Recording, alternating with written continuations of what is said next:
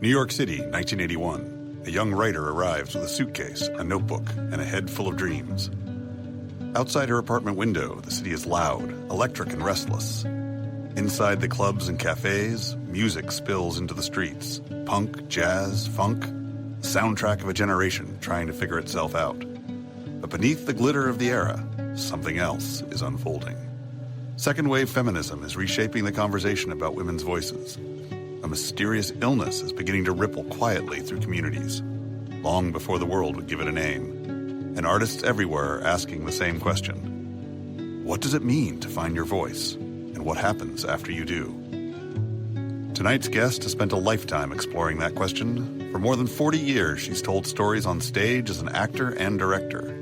Later, she spent decades teaching others how to find their own creative voice. And then something unexpected happened. When her first novel was published, the story didn't end. It expanded. Readers began asking questions. Writers began seeking guidance. And a storyteller discovered that her mission was bigger than the page. So tonight, we're traveling back into the music, culture, and social crossroads of the 1970s and 1980s through a genre she calls retro fiction, where nostalgia meets history and personal stories collide with cultural change. Stay with us, because sometimes the most interesting part of a story is what happens after someone finally finds their voice.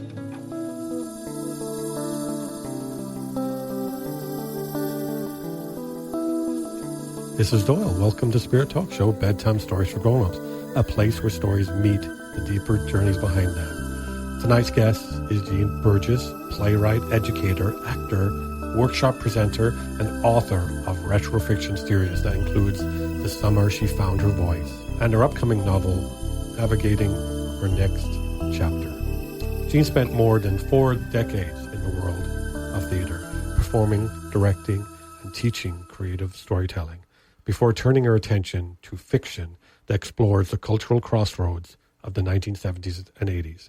Her novels are rich with music, shifting social norms, and the complicated questions people were asking about identity, relationships, and belonging during those decades.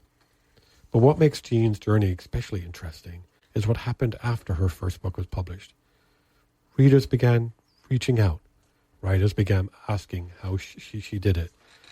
And the lifelong storyteller discovered a new role, mentor, guide, and facilitator, and other authors navigating their own creative paths. Tonight we'll talk about the rise of retrofiction and why readers are drawn back to the 70s and 80s, the cultural forces that shaped her characters from feminism to early HIV/AIDS awareness, how her publication transformed her mission from simply telling stories to helping other writers tell theirs. And we hear a live reading from her newest novel, Navigating Her Next Chapter. So settle in, because tonight's story isn't about nostalgia. It's about voice, purpose, and the unexpected ways a life in storytelling can keep unfolding. Well, Jean, thank you so much for coming on. I know you discovered the show from Dom, right? Yes, I did. Yeah. And he's a coworker of yours, right? His episode is called The Positive Catalyst. Yes. And yeah, and I just love all of that. I mean, I love that you guys are so positive as well. And so, yeah. Great. Well, let's talk about, so before we talk about the books, let's talk about your origins story. You spent more than 40 years performing and directing theater. By the way, big theater fan. When did storytelling first become something you knew you had to be the central part of your life? Probably since age 5, because of the whole theater thing. So I just, always wanted to entertain, not write, though. I was never really a writer until very late in life. But the theater thing, telling stories that way, telling other people's stories, I guess, and just being animated and connecting with an audience. That was what I was all about from very young age. I just loved that. Yeah. So I don't mean to pause the situation. Is there something going on with your sound? I'm hearing some noise behind it.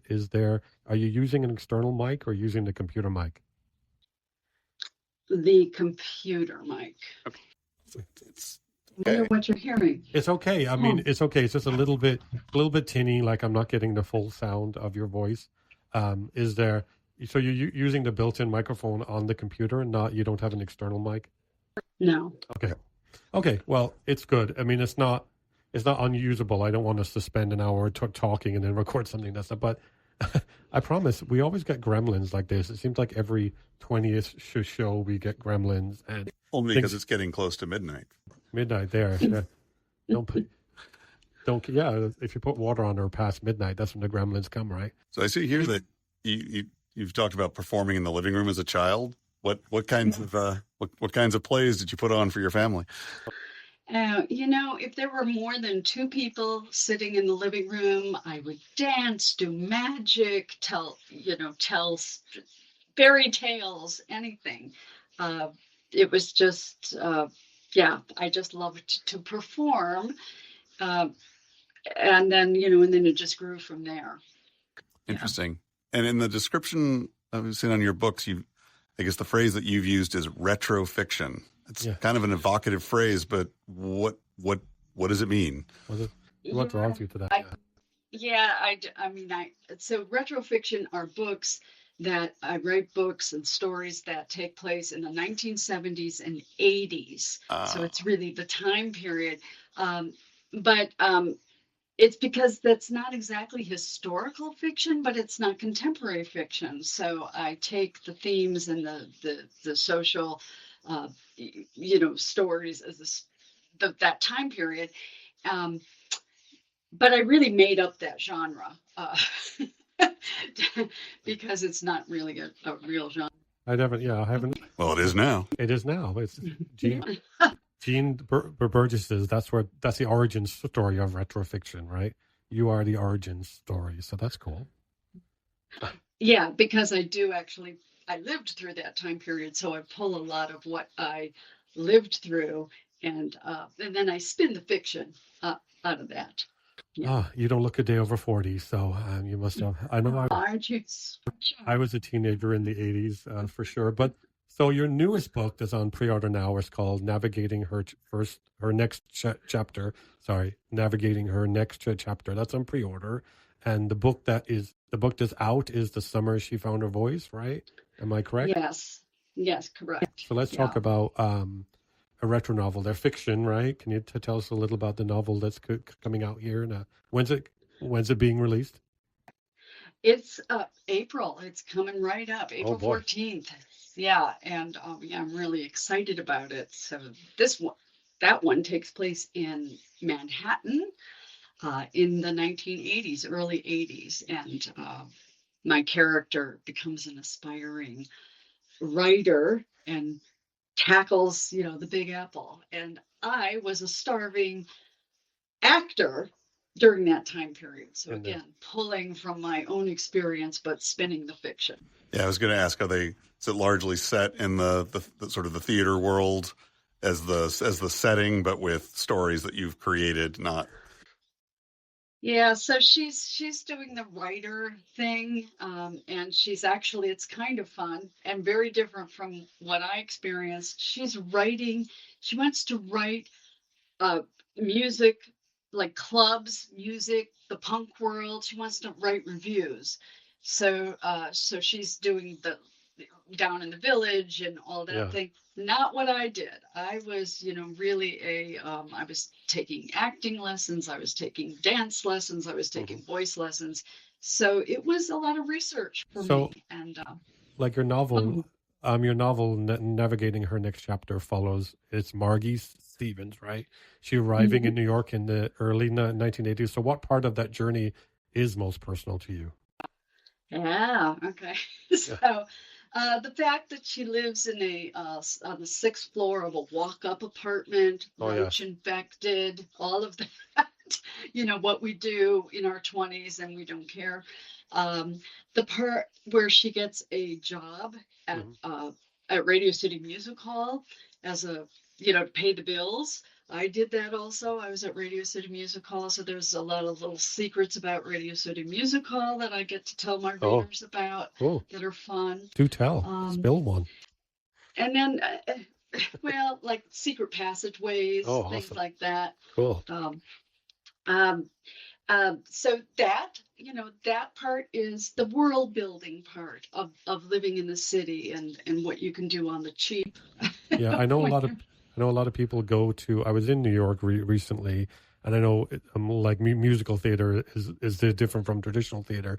But there's that restaurant, the musical theater restaurant where Oh, they yeah. that was amazing. But they're there because they're all struggling with, and they'd announce during dinner that this person has got on a show, a leading role in a show, and that's why they won't be around much anymore.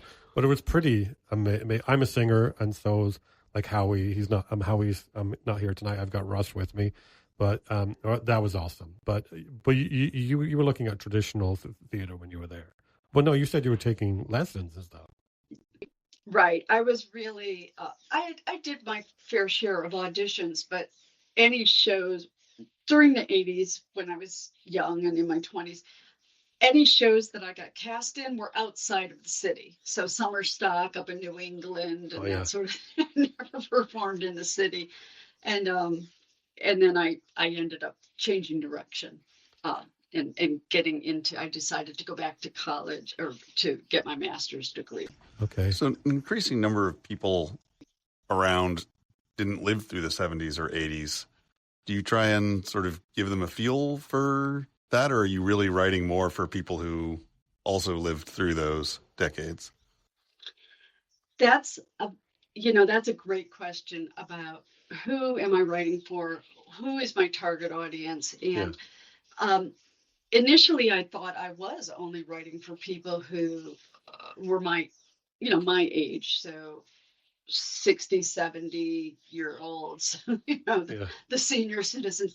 But I will tell you that there is a lot of younger people, 20, 30-year olds and 40, in that age, who love anything that's vintage, anything that's retro. They love it. And there are a lot of writers who are writing that sort of thing. Taylor Jenkins Reid is one who wrote Daisy Jones and the Six, and that turned into a television series. So there are writers who are capturing that age group. Yeah.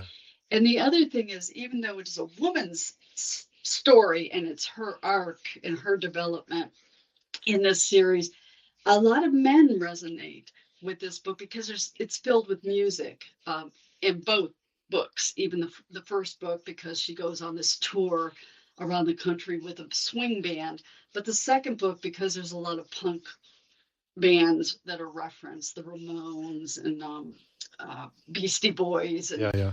that era. So Is the men Beastie Boys also 80s? like it. Is Beastie Boys 80s? Yeah. Am I that old? Wow.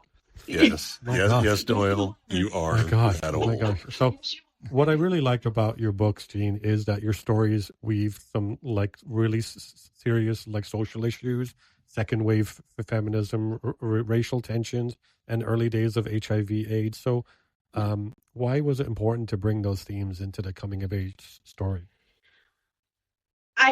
It is important to me. I think every writer, I hope every writer has their own purpose, and mine has always been uh, to help others and to encourage conversation. So that's always kind of been at the base of anything that I write. I also have some nonfiction that have been published. So that's what I'm hoping. So I could have just written this sort of story arc about a woman who finds her voice Yeah. in the first book. But I love research, I love history. And so by going into the time period and looking at some of the themes and just what's going on, reading the New York Times, for example, what was going on in those years that I chose to write this book, it informed and placed the world of the characters and also some issues that were very close to me and reminded me. And then they're not just retro themes, they're very relevant today. Yeah. So emerging feminism, for example, Yeah. um, there's in both books, what were they fighting for during that time? Women. There's issues that I write in about the pay difference, women and men, for example. And that was what, in the 70s, what they were fighting for. So, Yeah, you've got politicians who've non-ironically said that we should examine the 19th Amendment and whether or not it was a good idea. And it isn't political suicide. They still exist as politicians. Well, there's so many things. Exactly. There's so many people that are saying things that it feels like should be suicide like 10 years ago, that they say it's unbelievable what people say. So something fascinating happened when you published your first novel. Writers began coming to you for advice.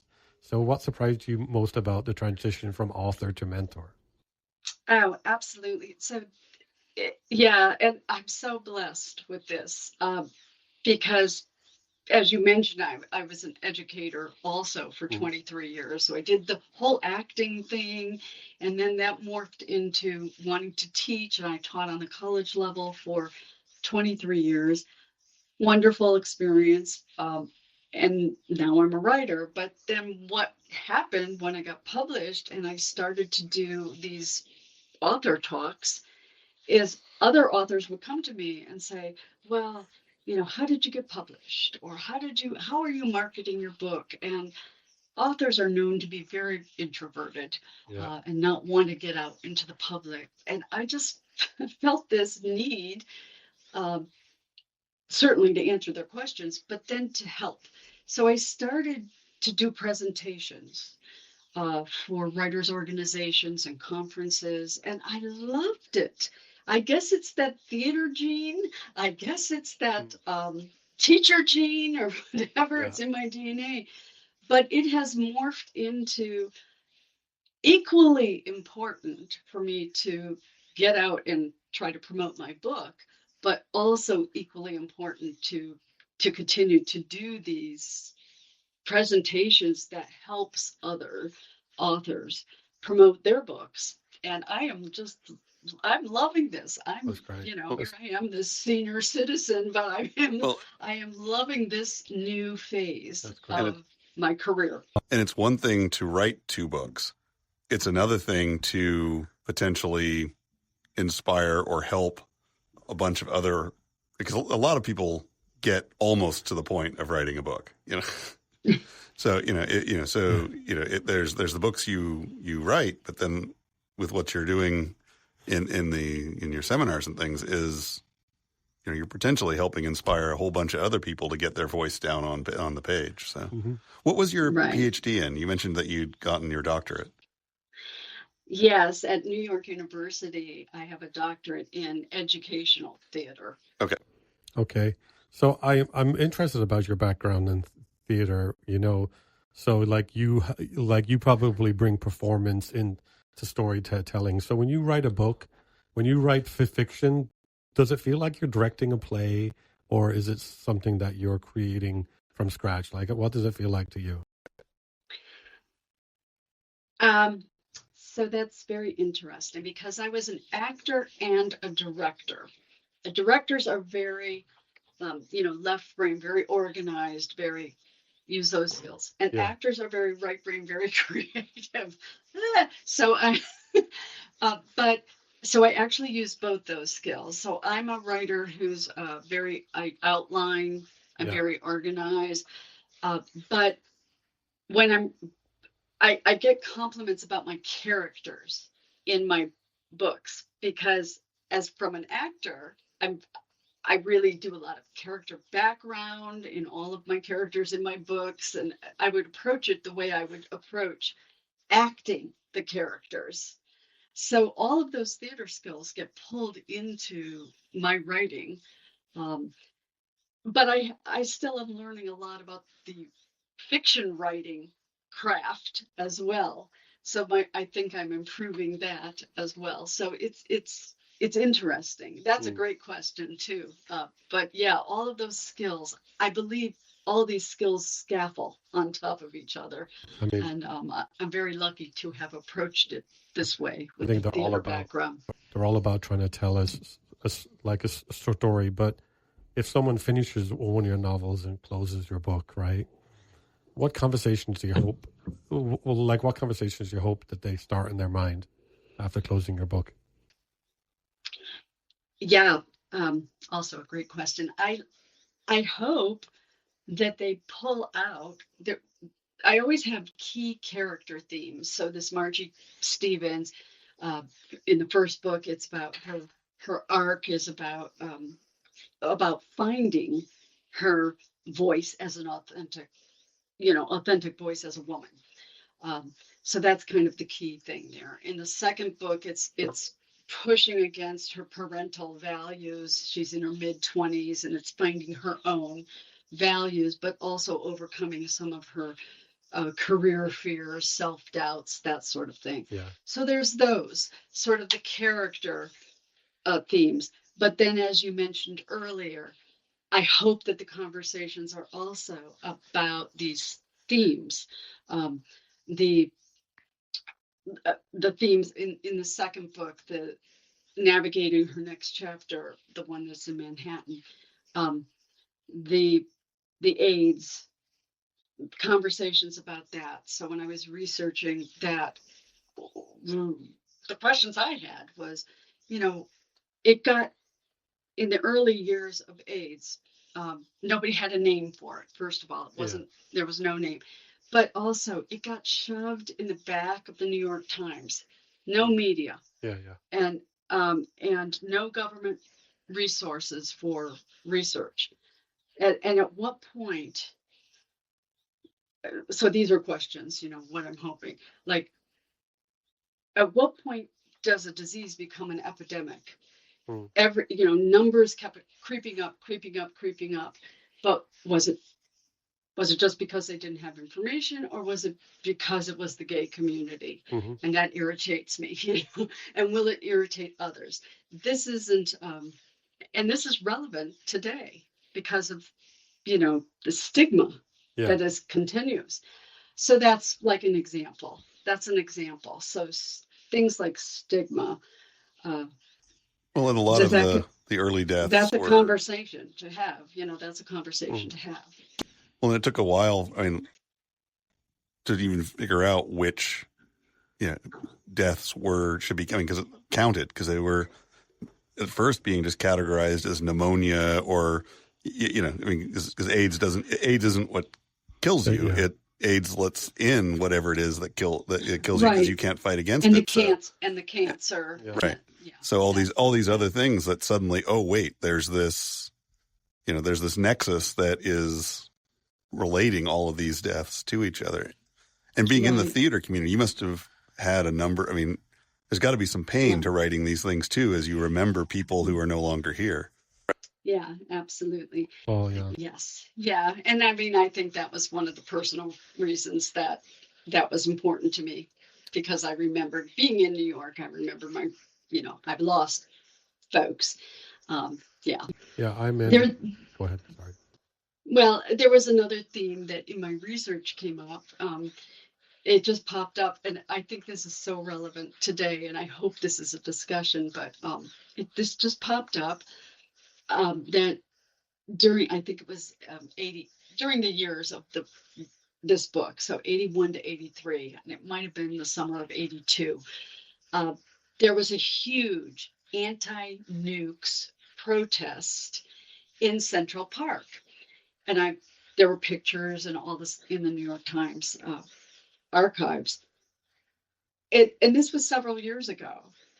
But think about that right now, how relevant this is, and how important this is for discussion. I had no idea, but I wove it into the storyline for Margie, that she attends this in Central Park. It was going to be they thought maybe a couple 100,000 people. Almost 1 million people attended this anti-nukes protest. Coretta King, Martin Luther King's widow, spoke. Bruce Springsteen and Jackson Browne and Joan Baez were the entertainment. It was a huge, big deal. And and I'm frantic. How can I weave this into the story? but I I think. make it important to Margie to attend. So, Well, I know that I don't have personal experience, but I'm in the Sacramento Gay Men's Chorus, and it started because of the AIDS epidemic. And for the first few years, it was called the Men's Chorus because you couldn't be a teacher. So some of the founding members were teachers and worked in government and stuff like that, and you couldn't be openly gay at the time. Stigma. And, right, and right. it's still called. That I used to wear the red ribbon. I had the pin, and this was in the 90s when I was a teacher in a high school, and I was asked to remove it in the 90s. Well, I couldn't. It's wild. Well, I'm in my first job now. I've been teaching 22 years. I'm in my first job that I can be openly out. I mean, I've worked in many and that we're in the 2020s, and I felt like until recently, the last 4 years, and I'm still even hesitant. I'm with the advisor for the GSA club in school, and I'm still hesitant to outwardly say, that you're what I am and who I am, because there's still people who wants to judge. I mean, my own kids, we live in a pretty conservative area, and my own son wants me to keep it kind of private. So it's still there, it's still happening. And I hear you. But back to your question, I'm hoping conversations can be started. Great. Do you find that in the characters that you create, are you thinking about some of those people who are no longer with you and sort of breathing their memory into some of those characters? Absolutely, yes. Absolutely. So so some of the characters in the book are probably based on people you knew from your experience in New York at the time. Yeah, and what happens is the characters in the book become a conglomerate of several people. Yes. Wow. So when you so you read your stuff, obviously, and obviously people read your stuff. Have you read your stuff out loud? Does it change the experience when you read your stuff out loud? Yeah, it's funny that you asked that. Just last night, I was at a reading for my first book at a bookstore at a lovely event, and I did a very dramatic reading. And I was thinking, as I was reading, a little voice was like, man, when people read this, the average reader, they're not reading it so dramatic. And I was, afterwards, when I sat down, I was thinking, did I overdo it or not? I'm still kind of reflecting on that. But I mean, people came up and they certainly complimented me, but that's not... I don't know. I'm still kind of, is that the right approach, or should I just read it? I don't know. Seriously, I'm shocked wondering. I'm shocked to hear that you didn't do the reading in a complete monotone. It just he's not shocked. And I actually do workshops to advise authors not to do it in a monotone. But did I overdo it? what's the balance? Yeah. Well, I don't know. I have to be me. What can I say? I have to be. I have to say I'm a little bit jealous because I'm hoping that you would do a reading on this show tonight, and I'm hoping we get the dramatic one too. That would be cool because I was hoping you'd read something for us. We do want to read some. Sorry. I do have a reading, but not that one. Okay, well, it's because that's rather long, but I do have one from the new book. Well, we would love you to do a reading. But before we do that, we wanted to do something. So something on the show, it is a storytelling podcast, people's lives. And we do this thing where we research people and we write a tribute story about you and your life as much as we can weave in. So if you bear with us for a few minutes here, the sultry voice of you want me to? Okay. Sultry voice of Russ here is going to read your tribute story. So if you can, and here it is. The city that teaches you your voice. There's a particular kind of courage required to step onto a stage. Not the kind that shouts or demands attention, a quieter courage. The courage to stand under the lights and say, "Here is a story. Listen." Jean Burgess has spent a lifetime doing exactly that. As a child in Northeast Ohio, the stage was simply the living room. The audience might have been siblings, parents, or anyone unlucky enough to wander past the sofa at the wrong moment. But even then, the instinct was there. Costume, performance, voice. Stories wanted to come out. Years later, those stories would travel far beyond the living room. They would move through theater halls and classrooms, through directing chairs and lecture podiums, through the careful guidance of students learning the strange magic of storytelling. And eventually, they would arrive on the page. But Jean didn't just write about nostalgia. Her retrofiction, set in the 1970s and 1980s, captures something deeper than bell-bottoms and vinyl records. It captures the moment when a person leaves the place they know, arrives somewhere loud and unfamiliar, and begins to discover who they are meant to be. Like Margie Stevens stepping into New York City in the early 1980s. The city hums with music and ambition, jazz drifting from one bar, punk roaring from another. But beneath the rhythm of the city, bigger stories are unfolding, movements, questions, voices rising that had long been quiet. And somewhere in that swirl of noise and change, a young writer begins to listen. Because sometimes a city doesn't just give you a story. Sometimes it teaches you how to tell one. And sometimes the greatest chapter of a storyteller's life is not the book they publish, but the people they inspire to tell their own. Okay. What fabulous. Do you think about that? That is. I will send this to you if you want. Do you think that captured your experience in your life? And I loved it. Thank you. That's lovely. We do have we do have a poem also, but we'll get to that in a little bit. And I noticed you northeastern Ohio. We're talking about like Akron, Cleveland area. Is that what we're talking about? Okay. Yes, it's Willoughby, Ohio is actually my hometown, and it's east of Cleveland. So Willoughby. So Willoughby. I lived in Columbus for a while. I lived in Joaquin County in Logan, and my ex-fiance of the time, her family were from Akron, so I've been up there. Mm-hmm. And Sandusky, of course, the theme park. So familiar with Ohio. I went to. You mean all the times you've asked me for a three-way, you were just offering chili? Yes. What? Wow. I've never asked you for a three-way. You're straight, my friend. I believe. I don't know. Is anybody really though? So I when I was a consultant, the first time I had a client in Columbus, and they suggested going over lunch. It took me a moment, and then they asked for a three-way, and they meant like chili. Yep. Okay. Going to Skyline. I went to Ohio State for a while. The thing I didn't enjoy about Ohio was the winter. People said, "I can't believe you're moving to California. They have all these natural disasters." And I'd say, Ohio has a natural disaster every year. People die. You're stuck in your house. It's called winter, and it lasts for 4 months.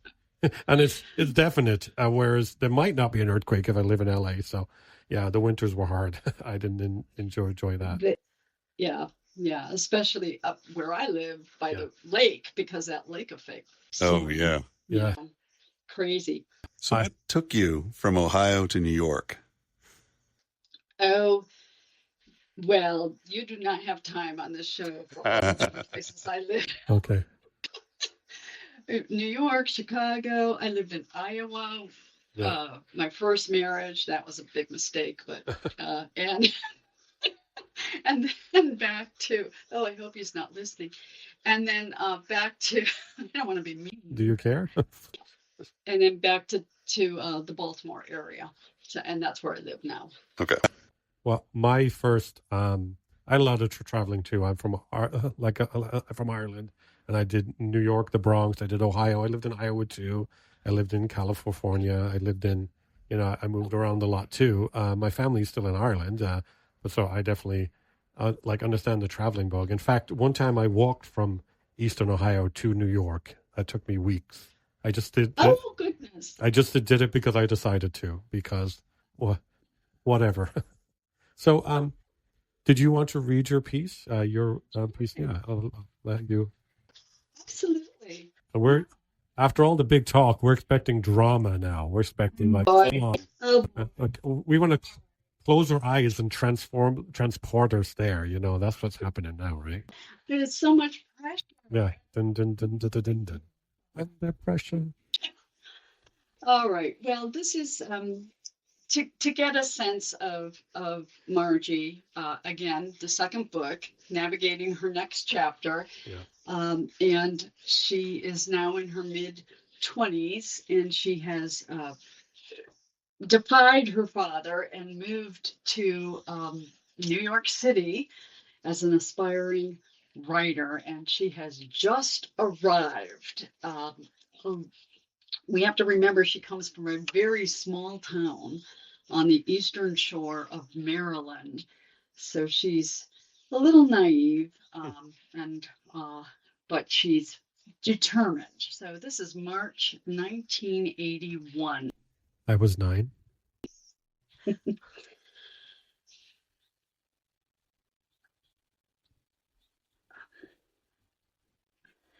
Stumbling on the first word. Okay. Paralysis gripped me as I sat in Crystal's car on New York's Upper East Side. There I was, slumped down in the passenger seat, terrified to leave her 1979 Camaro, peering out at the manic world of East 65th Street. The gleaming high-rise buildings soared 50 stories or more into March's gray sky. A constant barrage of honking and sirens assaulted my ears. A taxi driver yelled, "Move it, buddy," at an elderly man with a walker inching his way along the crosswalk. Pulling my wool tweed coat around my neck, I sank into a sense of safety until a woman's voice screeched, "Taxi!" and jolted me out of my secure cocoon. Reflecting on recent dialogues with my parents prior to making this move, I heard Dad's critical words of discouragement, which only made me more determined to tackle New York City. Back on Maryland's Eastern Shore, in our rural living room, Dad warned me multiple times that a girl from tiny Church Creek would never survive in a monstrous city like New York. For crying out loud, Margaret, this notion of moving to New York is even crazier than your harebrained idea of traveling around the country with a swing band. You're not a city girl, he harped. We Eastern Shore folk don't do well surrounded by concrete and steel. And all those crazy people, the druggies, and criminals, and homos, and what have you. A girl like you won't last a New York minute. A part of me came here just to spite him. The truth was, in many ways, he was right. I was a small town girl. But unlike Dad, I hadn't let that define me. I graduated from college in 1977. I toured the entire country as a singer with a swing band. And unlike most of my 26-year-old friends in 1981, I chose career over marriage and motherhood, a fact that drove my dad beyond insanity. While the transition from college to band tour to New York City was not without its father-daughter challenges, here I was making a career move to the Big Apple. I just need to get out of the car. There we go. So you get a sense of where she is at the opening of the book. Well, I can relate. My mom thought I was coming here on a trip and for 2 months in 93, and I was off on my adventure. First time on a plane. First time on a plane, I flew to New York, and remember coming down the escalator, and there was a poster on the wall that said "Contribute to your IRA." Now, I don't know if you know what IRA means in Ireland, and here it means individual retirement account. I discovered later but IRA is the Irish Republican Army, a non-official. So I saw a poster on the walls. Oh my gosh, they're so open about it here. It might have been different if you landed in Boston as opposed to New York. It might have meant what you thought it meant. You know? I could, and there was this black lady at the bottom of the escalator being really loud and yelling at anyone. By that time, that was my first time meeting a black person in person. That was my first. So, of course, I'd only seen them on TV where they were depicted as these characters that were always kind of loud and like voices. So that didn't help stereotypes because I saw exactly what I was expecting. And then I got to stay in Columbia University in a ground floor window that wouldn't close with people walking past my window all night. That was a big day for me. So I know what it's like from her experience to be in non-approving parents too. Wow.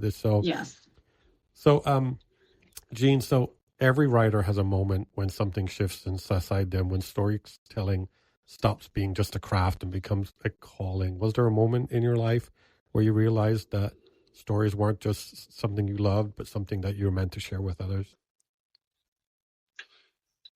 Well, that is interesting because I'm not one of those writers, especially of fiction, who always wanted to do this all my life.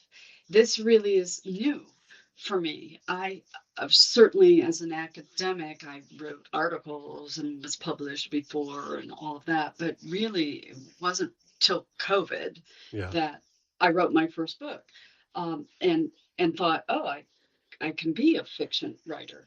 You know, we've already talked about my storytelling was different. It was in the theater world and that sort of thing. So my light bulb came out when actually I had that story to tell, the first book, which was really about my experience. I toured with a swing band. Was my first professional theater job in the late 70s. And I wanted to tell that story. I didn't know how. I didn't know if it was going to be a memoir or a screenplay, and I decided to fictionalize it because I thought that could be more fun. I could add some things, and then it happened. It came out, and then I guess that was the moment that I was like, wow, I can do this, and it could be a calling. So it was late in life for me. And I don't think it's ever too late. I started this podcast at 50, and it's growing. It's becoming something that people are noticing. So I don't think it's ever too late to have a second wind. Totally, I totally agree with that. Yeah. I mean, I just turned 70. So my gosh. So this was COVID was 6 years ago. So yeah, it was very late in life for me to have a brand new career. I made the picture a bit bigger to see. Doesn't you don't look like you have one gray hair. Well, oh my gosh, you're 70, like one. I mean, yes, dye is great. Well, it's also interesting if you think back to some of the other authors that we've talked to. They're the sort of the spectrum of.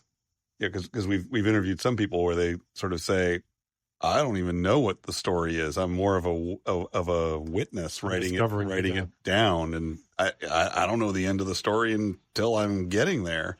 And then other folks, and it sounds like you're more on the end, and you've got your outline. You sort of know where things are going, and it's just that the creative process of writing isn't this one thing. It's so many. I mean, different methods and ways and. I think it's good for teachers to know. I'm a math teacher, and something that served me well is there's not one way to ride a bike. The successful way to ride a bike is the way you ride a bike, right? And so when kids can write in the way that's successful for them, people can do math the way that's successful to them, and it doesn't have to be one path. It can be whatever works. Oh, totally agree with that. One thing I do, I am a volunteer facilitator for teen writing club at our local library, and those teens, it's just a small group, 7 of them, but once a month they get together. I usually give them a prompt, and I am amazed at how they all write differently, just like you're saying, Doyle, And but they are so creative and so free. They amaze me. They put me to shame, but they are so creative and Right. wonderful. We did have like one author on who's 17 and has published like 20 books. And that was in season, it was the end of season 4. We're in the middle of season 6 now. Your episode it'll probably be in season 6, but yeah, so some people just, it's the calling, but like you and I, some people come to it later, and that's okay. I mean, that's not one is more, not one's preferable, right? And not one is the way, right?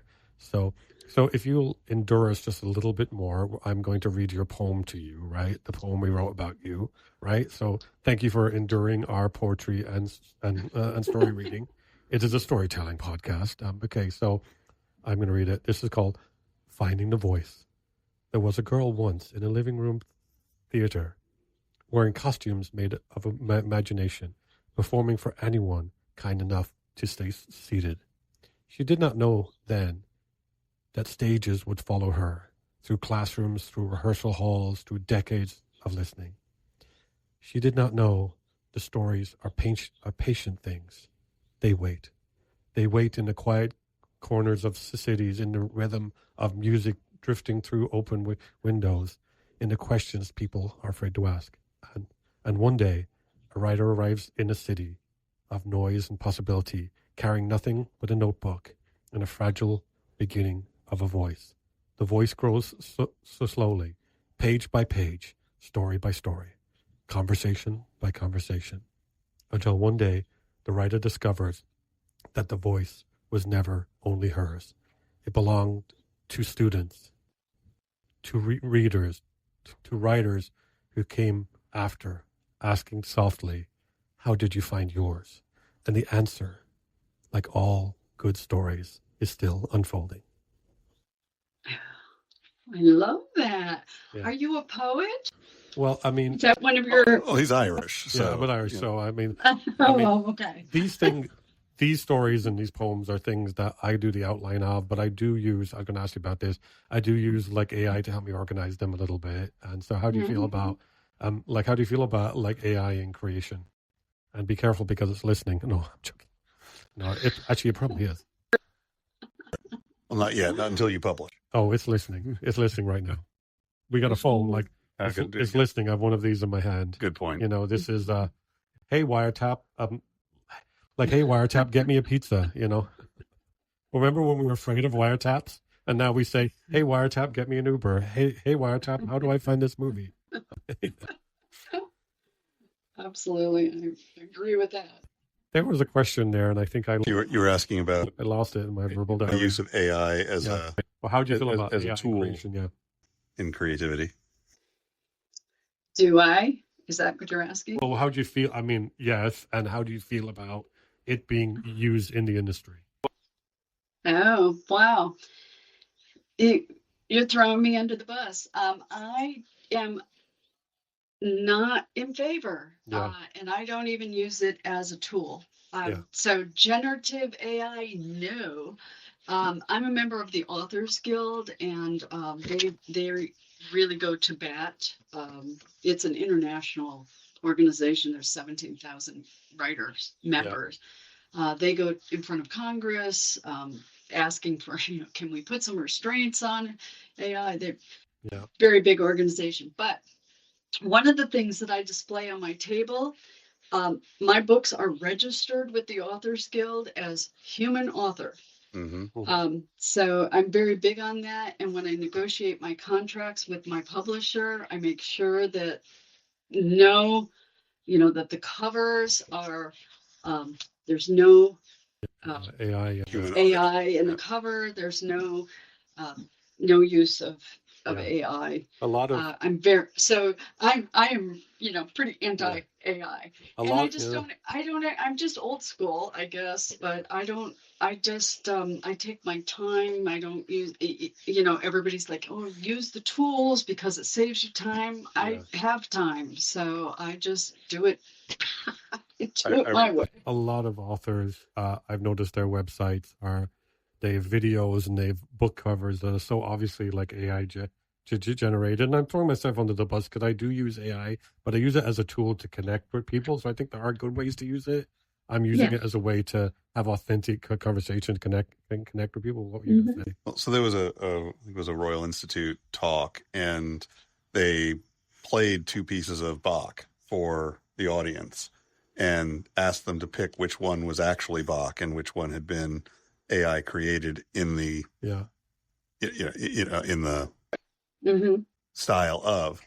And the audience split about 50-50 on which they thought was which. And the thing that I thought they were going to be driving with the talk, but didn't, was that its ability to do that was completely predicated on the fact that it had ingested this entire existing corpus of work, of creative work.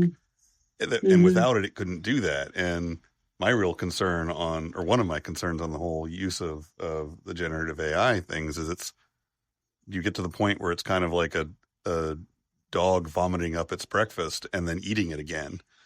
At some point in time. Oh, that was nice. We'll keep that in the show. Yeah. But at some point in time, after it's just digested through the actual creativity so many times, there just isn't anything. We aren't yet to the point, I think, where generative AI is really able to create. It's just able to break down the pieces and put them back together in a sort of facsimile. But my concern is, and I'm a teacher, and this is something I've done in teaching for a long time. AI, you remember, like I'll be in a staff meeting, right? And there's always a teacher who wants to complain about state testing. And my point is, okay, I understand you don't like it. I understand it has problems, but it's here. It's not going away. Like I use cell phones in my class a lot, earlier than lots of people, because it's here. Let's find a way to use it authentically, real, and teach people how to use it responsibly, because it's a tool that's not going away. And in teaching now, so many teachers are making their lessons on AI, and so many students are doing the lessons on AI. So why do we need the people in that scenario, right? But it's also, this existed before AI. Yeah. I mean, if we go back to when we were in school, you're reading the book and you're doing your literary analysis on the book.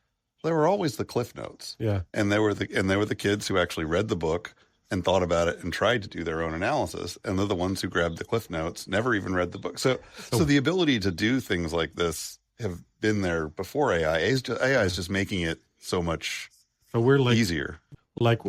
We're preaching. We should let the beautiful guest have an opinion here. Well, no, I mean, everything you're saying is true. Yeah. The New York Times this morning actually had something similar to your Bach example. They had two samples, one written samples. One was AI generated of a story sample, and one was actually written by an author. And they asked us, the reader, to which did you like? The story was about, not the story, but the article was about that more and more people are actually choosing AI books as their preference. And, so I selected sample B, and it was actually written by an author. But the point is that sample A, what looked like it was written by a fifth grader. It was so simple sentences, very short sentences. So what does that say, though, about our society in terms of their preferences for what they're able to take in? Oh, don't look behind the curtain. Yeah. And as a former teacher, of course, I'm a little scared about that. Well, are we dumbing down, and that's what their preference is? The answer the other thing is, it is a threat. No matter what anybody says, it is a threat when Amazon is publishing hundreds of books in a year that are AI generated. Yeah. They don't care. They're making the money. So, that threat, that is a threat to authors who, like me, it takes 2 years for me to write a book. Yeah, but I think that people know AI intuitively, I think. And I think people are turning to things like my show and things that I use AI a little bit for tools, but it's more about authentic connections and real people stuff. I think people are recognizing when it's real people, and I hope. But on the other hand, when I started the podcast, when I generated some stories in AI, they did seem like fifth grader work, but they've definitely become a lot more complex and a lot more hard to spot. So in 5 years, it's going to be probably indistinguishable. And so That's scary. let's start a movement that we agree to use it as a tool that helps us connect rather than replace, right? I mean, I like that. Because I mean, I jokingly say to the AI overlords in 20 years, remember, I always liked you. So I know you're listening to this show right now in 20 years. So, cool. Let's talk about, you spent decades. AI overlords, forget the dog's vomit comment. Yeah, Nothing wrong meant about that. Like he's thinking I'm not going to edit that out. No, I don't edit things out. Part of my show is about the truth. The only thing I edit is the intro and the cold start. But when we start talking, everything we say is all the way. I don't edit it at all. I mean, I might edit. I've edited a few things out when he accidentally says my real first name, because Doyle is not my real first name.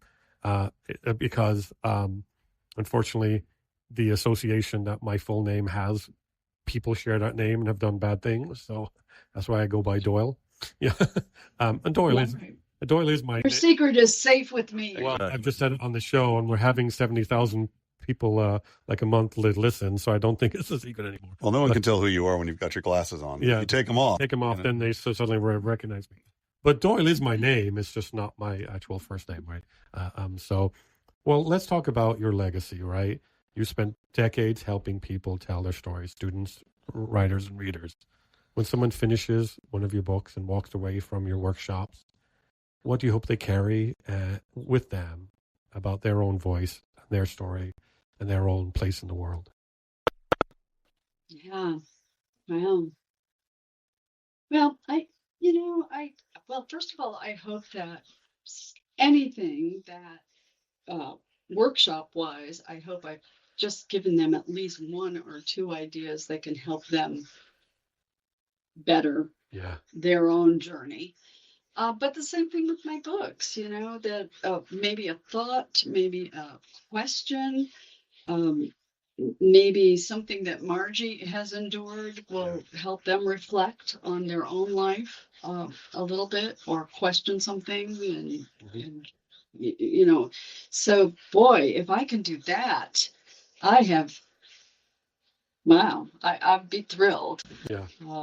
I love the feedback. I love to do book clubs, make appearances at book clubs, because then I get to sort of sit back and hear people discuss the books, and I get that feedback, and that is just a thrill for me.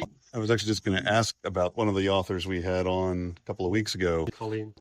Yeah, exactly.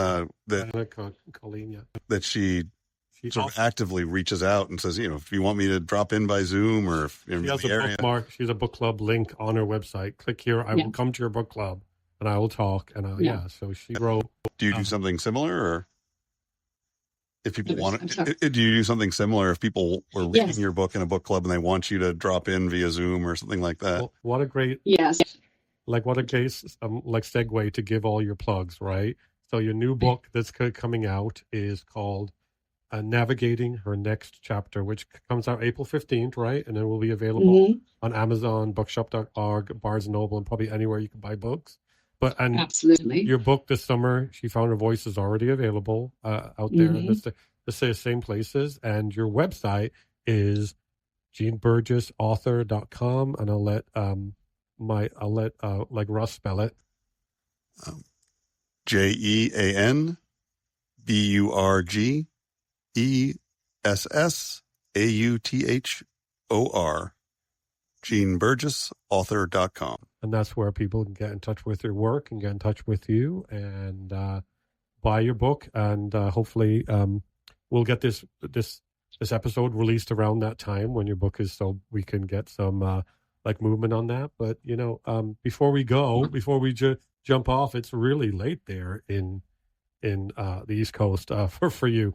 But what's a piece of advice for young people coming up? The young people are listening. The people who are listening to my show are telling me that they listen to it for connection and company and family and some kind of authenticity. So what's the advice? Well, if they're writers, if they're young writers, a community is very big. And I say this all the time: find a writing group, find a writing organization. So that's big. And learn from each other. Don't be afraid to ask questions. So networking, that's a big business term, but it works for entrepreneurs as well. So that uh, is my advice. And just be kind. Be Yeah. kind. That's good advice in any Yeah. field. Just we have a great lack of kindness in the Twice. world these days. When I taught middle school, I said to my students all the time, you know how upset you get when somebody's mean to you, but then 10 minutes later, you feel you don't bat an eyelid at being mean to saying horrible things to someone beside you, but you lose your mind when someone's mean to you. How do you not make that connection, right? If you just be kind to each other, it'd be a more pleasant place for everyone, right? And so, and my classes And were always pretty good. We need that so much right now. Well, this was fun. Thank you so much for coming on. And people will be going in the thousands to buy your books now after they hear this episode. Tens of thousands. This is the next rolling we're talking to right now, right? Oh, Oh wait, no, except nice, except nice. So yeah, I didn't realize that connection. Okay. But thank you so much, and it was a pleasure to have you on. And I will talk to you about the next steps as we go off here in a little bit here. And you want to say anything before we sign off? just have a lovely rest of your evening, Jean. Okay, thank you, Jean. Okay. Thank you both. Thank you both. Closing comments. Jean, thank you for sharing your story with us tonight. Listening to your journey reminds us that a creative life rarely follows a straight line. Sometimes it moves from stage lights to classrooms, from rehearsals and performances to quiet mornings at a desk with a blank page and a new story waiting to be discovered. What stands out in your story isn't just the books you've written, but the way storytelling has expanded outward through your life. From theater to teaching to fiction, you spent decades helping people to do something deeply human, find their voice. And that idea sits right at the heart of the worlds you write about. The 1970s and 80s were decades where many people were asked difficult questions about identity, belonging, equality, and expression. Music was changing, culture was shifting, entire movements were forming around the idea that voices long unheard finally deserved space to speak. Your story brings us back into those moments, not just to remember the music or the fashion, but to remember the courage it took for people to step forward and say, "This is who I am." Perhaps the most beautiful part of your journey is what happened after your first novel was published. Instead of the story ending there, it opened a new chapter, where readers, students, and fellow writers began asking how they could tell their own stories too. And in that way, the storyteller became something even more powerful, a guide for others who are still discovering their voice. Jean Burgess, thank you for joining us on Spirit Talk Show. And to everyone listening tonight, whether you're a writer, an artist, or simply someone carrying a story quietly inside you, remember this: stories shape the way we understand the world. And even more importantly, they shape the way we understand ourselves. Sometimes all it takes is the courage to write the first line. Good night. Now go make a story worth telling.